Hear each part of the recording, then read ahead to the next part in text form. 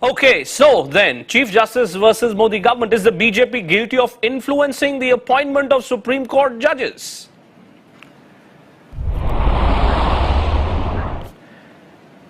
And joining me tonight to answer that big question, to take on questions on behalf of the BJP, Senior BJP leader Dr. Subramaniam Swamy, Raju Ramachandran, former Additional Solicitor General of India. With me here in our studios, Ashok Bagaria, our Legal Affairs Editor, Kamini Jaiswal, another noted Supreme Court lawyer. Welcome to all of you gentlemen and Kamini ji on the show. Subramaniam Swamy, let me just put that directly to you, sir. Is this a case of the BJP attempting to fix a judge's appointment?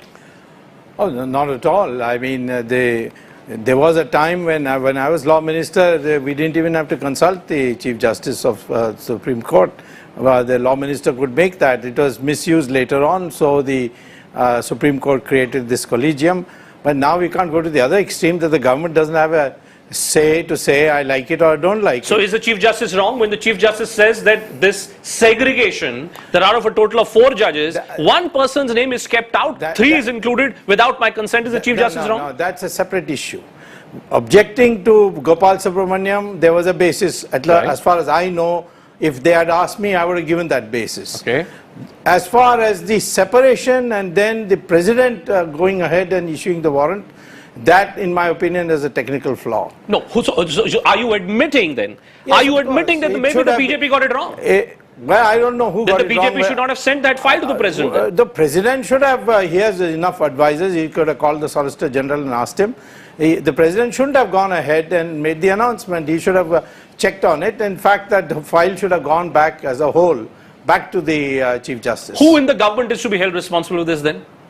Well, I don't know whether there's been any culpability in that sense. I mean, the government objected to Mr. Subramaniam's name. There was a procedural lapse. That's not such a big thing. And the it's not such a big thing, Raju. Very quickly, it's not such a big thing. Subramaniam Swamy makes us believe that it's not a big thing for the government to object. No, I think government has a view. Yes, I take that point. Government has a right to have a position. But did the government make a mistake by segregating this file? Without taking the Chief Justice into confidence. If the government had got back to the Chief Justice and said they have objections about one particular name, should they go ahead with the other 3 names, or would the Chief Justice prefer to wait for all 4 names to be passed together? It was for the Chief Justice then and the collegium to take a call. Right. It couldn't have been done without taking the Chief Justice into confidence. So someone in the government or the President's house, someone made a mistake, Subramaniam Swamy. Well, I agree with you. It is a procedural error. So therefore, is that a possibility, Raju Ramachandran, that the other 3 judges whose warrants have been signed, could that be an unconstitutional, illegal act which may have been committed by the President's house? Well, legally at a theoretical level, at a very theoretical level, it's very subtle. Yes, as Gopal said in his interview, but with Gopal's withdrawal of his candidature, that issue becomes academic. I don't think we should spend time on that. Right. I may add also one thing. Yes. That this consistent argument that somehow for the Sohrabuddin case this has happened.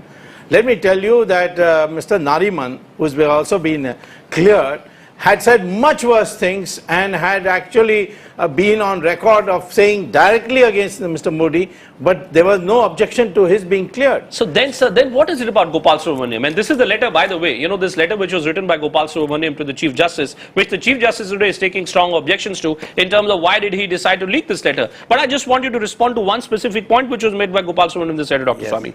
He said, I'm fully conscious that my independence as a lawyer is causing apprehensions that I will not toe the line of the government. Therefore, I ask you, sir, that were you simply not, wasn't your party simply attempting to put a judge in his place that they were not comfortable with? That means the other 3 are pliable. Isn't that a sad state of affairs? Well, I'm sorry. Isn't that the interpretation? This is Mr. Subramaniam to answer. I think that in fact he has vindicated our point of view. We felt that he was not of the right temperament. And you think he was biased? You maintain your point that he was biased? I don't know whether he is biased. He's a brilliant lawyer. I have very high regard for his ability.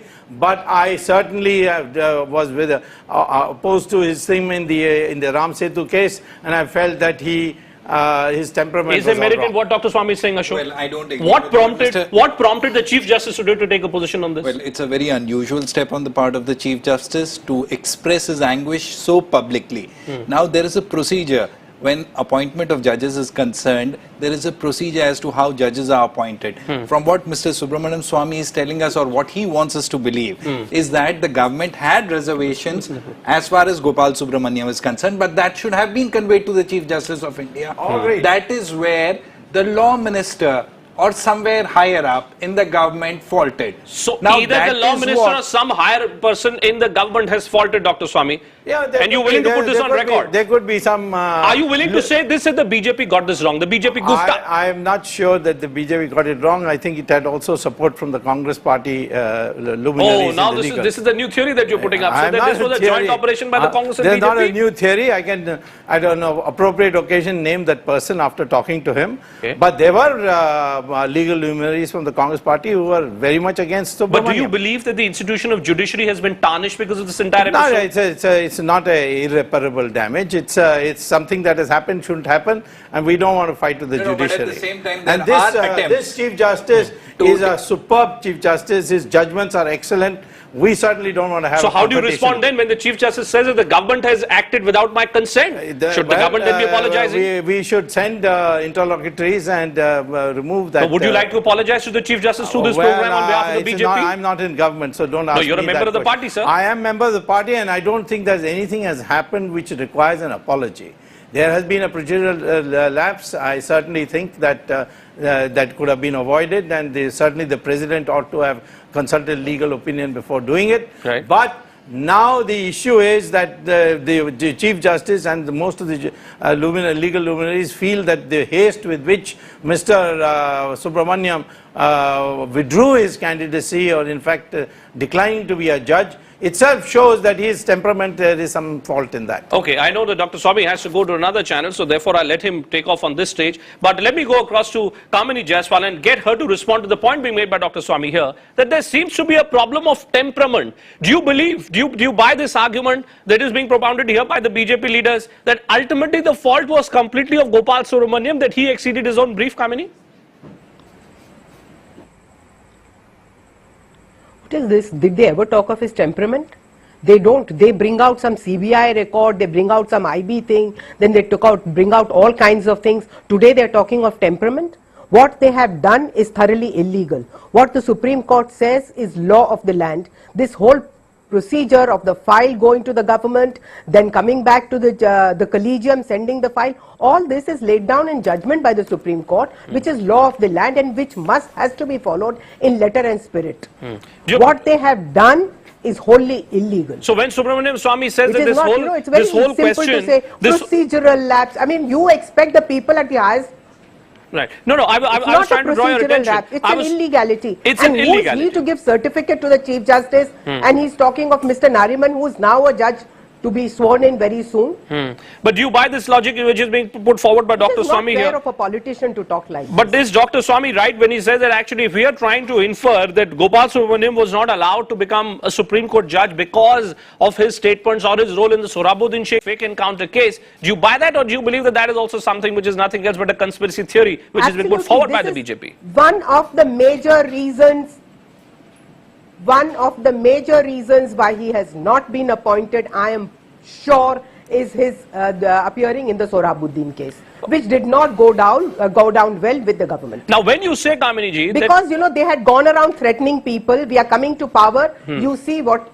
Right. No, I was asking you, ma'am, that when you say and that you this see is what an illegal act, happens to you, you will not know where to hide. Okay, when That's you it, say... they've only carried out what they have When you done, say that said. the process of segregation is an illegal act, and I was asking this question to Raju Ramachandran and Subramanian Swamy a short while back, what is the position then of the other luminaries whose appointment has been cleared?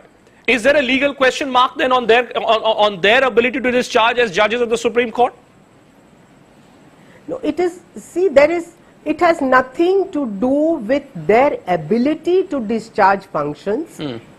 It is the whole process of appointment. There is a mark on it now that the procedure as laid down by the Supreme Court, 9 judges of the Supreme Court, which is the law of the country, which is a procedure which is required to be followed, and you do not expect a government which is supposed to be advised, you have legal luminaries as law ministers and other people advising them to have committed this kind of illegality in something so sacrosanct as appointment of a judge of the Supreme Court. Right. Sanjay Hegde, Supreme Court lawyer, also joining us right now. Sanjay, the 2 points which have been flagged off by the Chief Justice today, he is making it very clear that he is unhappy with the manner in which the central government went about handling this entire Gopal Subramaniam case.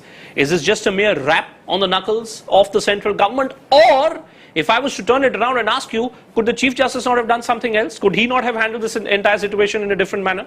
Could he not have told the government that, listen, I want this man in, because ultimately it was the Supreme Court collegium's decision? Well, you must remember that there was a vacation. The collegium acts as a body. The collegium met only after the court reconvened.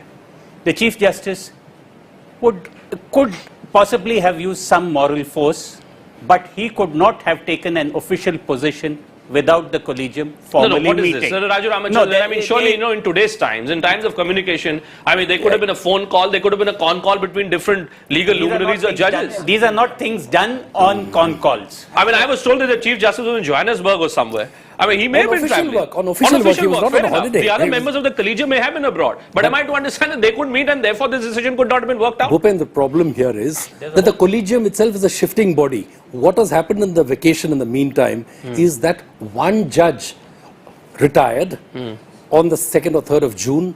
One judge is retiring tomorrow, and he is therefore being lame duck for the last 15 days at least. Right.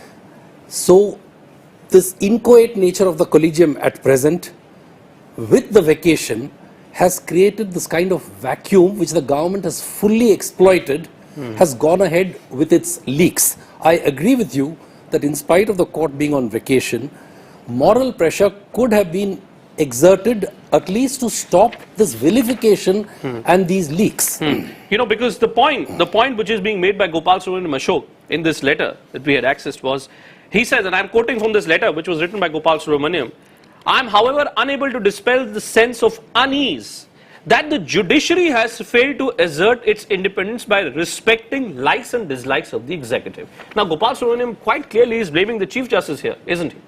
Well, he is not exactly blaming the Chief Justice, but he's blaming other judges also. They should have taken a stronger stand when matters like this arise. The independence of judiciary is a different thing. The executive powers are different as far as the appointment of judges are concerned.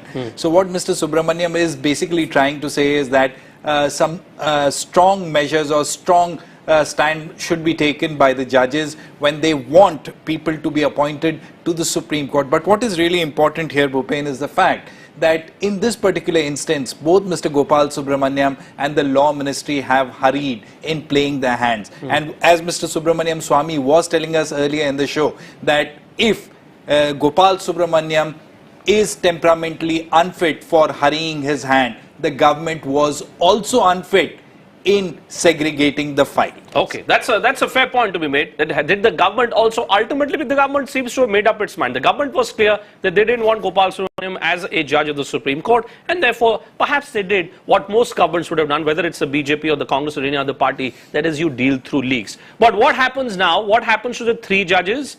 Can their appointment be challenged in any form, or is that just an academic question, as was being suggested by Raju Ramachandran a short while back? Look at that on the other side of the break.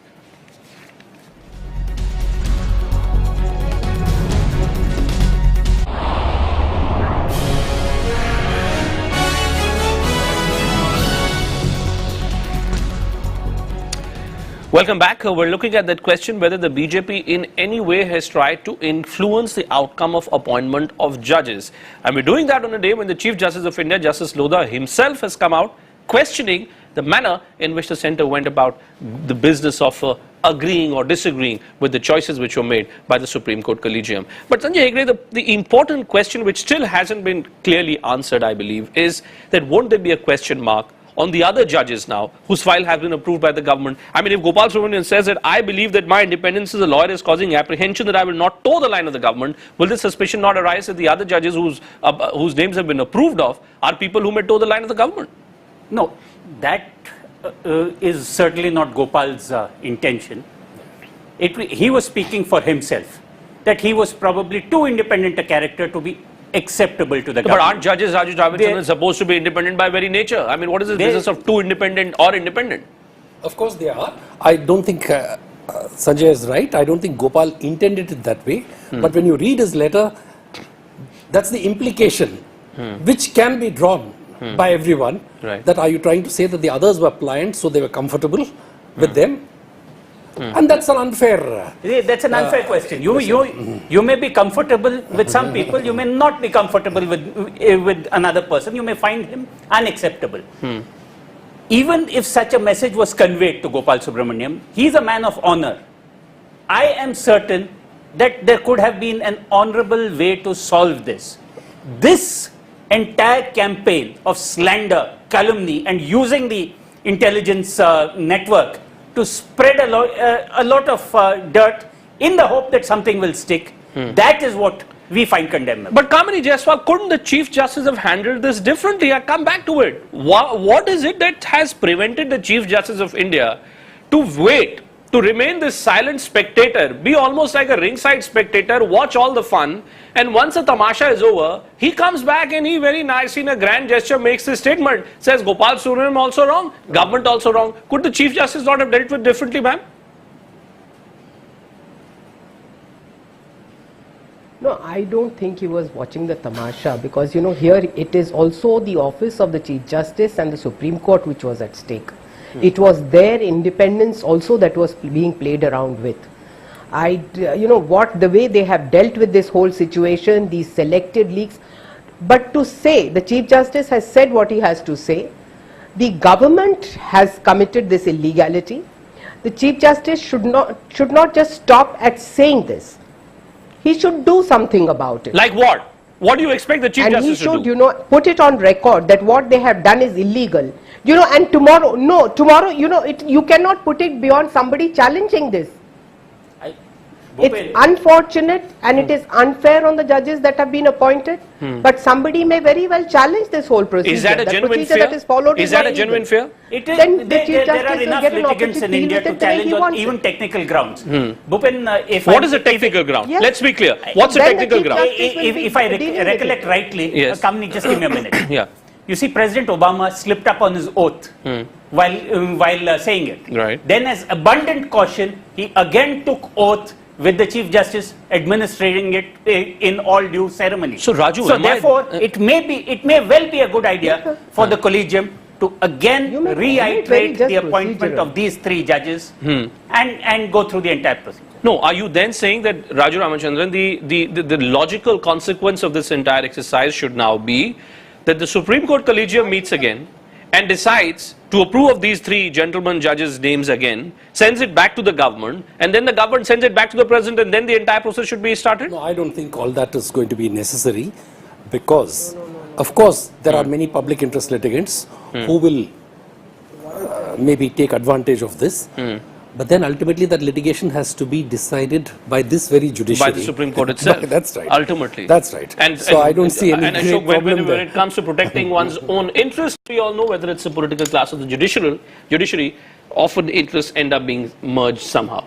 Well, yes, in fact, in this particular instance, the Chief Justice of India was guarding the interests of the judiciary while... By trying to strike this balance. Oh, of course, they were trying to strike a balance. They were trying to, in fact, the Chief Justice of India has conveyed a strong message to the political class that please keep off my turf. That is the message that the Chief Justice of India has conveyed to the political class. Is that the message, Kamini? Is that the message which goes out that the Chief Justice is telling the political class? Because at the same time, he's also telling Gopal Subramaniam that I don't agree with your strategy. Yes, but it is I wanted to say something on that. Yes. I think it's unfortunate. You cannot expect a man to sit quietly and, see himself being torn apart. A credibility and self-respect that is built over a lifetime being torn apart by these unscrupulous elements. How can you just expect Gopal to just sit back and watch it happen? That's right. So, I mean, ultimately, your self-respect is in your hands, and people will use it the way, it is you, yourself, and your conscience. You have to live with that forever. but Raju You Ramachandran, could not have expected Gopal to sit there and Right. day after day Right. see these half-page newspaper reports planted. I agree with Kamini there. You agree with her, but in conclusion, Gopal, what bothers me as a citizen, frankly, is that the kind of faith one reposes in the topmost judiciary of the country. When you look at the relationship between the political class and the judiciary, and you look at this kind of an episode playing itself out, will this not lead to a question mark on the very fundamental independence, the neutrality, and the impartiality of the judiciary, Raju? I agree.